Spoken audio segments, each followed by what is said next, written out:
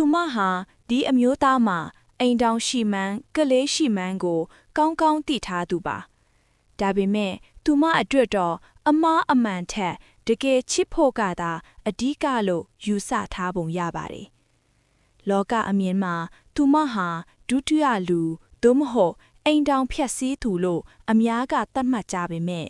သူမဘက်ကတော့မယားကြီးထက်ငါကပိုပြီးအချစ်ခံရသူပဲဆိုတဲ့ယုံကြည်ချက်နဲ့ခင်ဖွန်းဖြစ်သူရဲ့အမားတွေကိုအာတာကြီးလက်ခံပေးခဲ့ပါတယ်လို့သူကဆိုပါတယ်ပြီးခဲ့တဲ့မတ်လ6ရက်နေ့ကစလို့တာယာတဲ့မိသားစုကဘာလေးတစ်ခုဟာမထင်မှတ်ထားတဲ့လှိုင်းကြရက်တွေနဲ့ရင်ဆိုင်ခဲ့ရပါတယ်ခင်ပွန်းထီသူဟာစခန်းမှာပြစ်မှတ်တွေတက်ရမယ်တာဝန်ရှိလို့အလုတ်ရှုံနေလေဆိုတဲ့အကြောင်းပြချက်ကိုဇနီးတဲ့ကခင်ပွန်းအပေါ်ထားတဲ့အကျွမ်းမဲ့ယုံကြည်မှုနဲ့လက်ခံခဲ့ရပါလို့ဆိုပါတယ်။ဒါပြင်နဲ့အဲ့ဒီယုံကြည်မှုတွေဟာနောက်တစ်နေ့မှတင်ဖုံးဆက်သွယ်လို့မရပဲပျောက်ဆုံးသွားမှုနဲ့အတူစတင်ပြိုလဲခဲ့ရပါတော့တယ်စခန်းကိုစုံစမ်းကြည့်တဲ့အခါမှာတော့တခြားစစ်တီတွေအားလုံးပြန်ရောက်နေပေမဲ့သူမရဲ့ခင်မွန်းတယောက်သေးတာလူမရှိတော့ကြောင်းသိခဲ့ရပါတယ်။မတ်လ10ရက်နေ့မှာတော့ဖုံးပြန်လင်းဆက်သွယ်နိုင်ခဲ့ပေမဲ့တစ်ဖက်ကပြန်ထူလိုက်တာကတော့ခင်မွန်းတီသူမဟုတ်ဘဲတခြားအမျိုးသမီးတဦးခင်နေခဲ့ပါတယ်။အဲ့ဒီအမျိုးသမီးဟာဖုံးစခရင်မှာဇနီးတယ်လို့ပေါ်နေတာကိုမြင်နေရပါလေရဲ့ဘာမှမသိသလိုဟန်ဆောင်ကခင်မွန်းဖြစ်သူကိုလှမ်းဖြောပြနေခဲ့တာဟာဇနီးတယ်အတွက်တော့ရင်နာစီလာမြင်ကွင်းတစ်ခုထွတ်ခဲ့ပါတယ်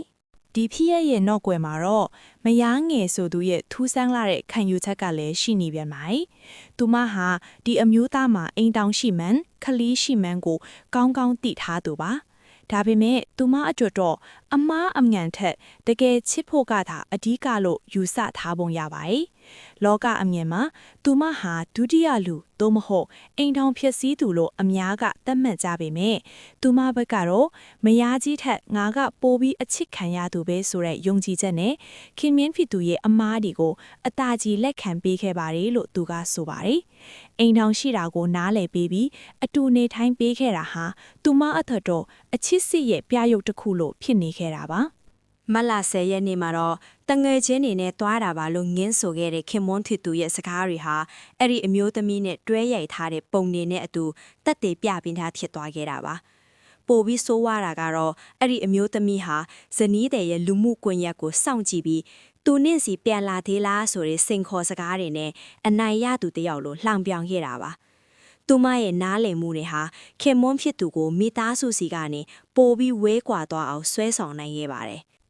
မလ12ရက်နေ့မှာတော့ခင်မွန်းဖြစ်သူဟာစစ်စည်းကမ်းကိုမှဖောက်ဖျက်ပြီးစခန်းကနေခိုးထွက်ကစတာဟစ်နဲကဖျော်ဖြေရေးဆိုင်တစ်ခုမှာအဲ့ဒီအမျိုးသမီးနဲ့အတူပျော်ပါနေခဲ့ပါတယ်။နောက်တနေ့မှလည်းအထက်လူကြီးတွေကိုလိန်ညာပြီးမယားငယ်နောက်ကိုတကောက်ကောက်လိုက်သွားခဲ့ပြန်ပါတယ်။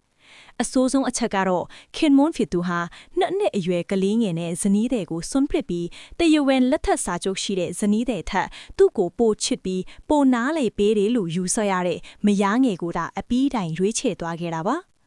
အနိုင်ရသွားတဲ့အမျိုးသမီးဟာလည်းနောင်တရရမယ်အစားသူမရဲ့အောင်နိုင်မှုကိုဆိုရှယ်မီဒီယာပေါ်မှာစက်တိုက်ကြွားလုံးထောက်ရင်းဇနီးတဲ့ကိုစိတ်တန်ရာတွေထက်ခါပေးနေခဲ့ပါတယ်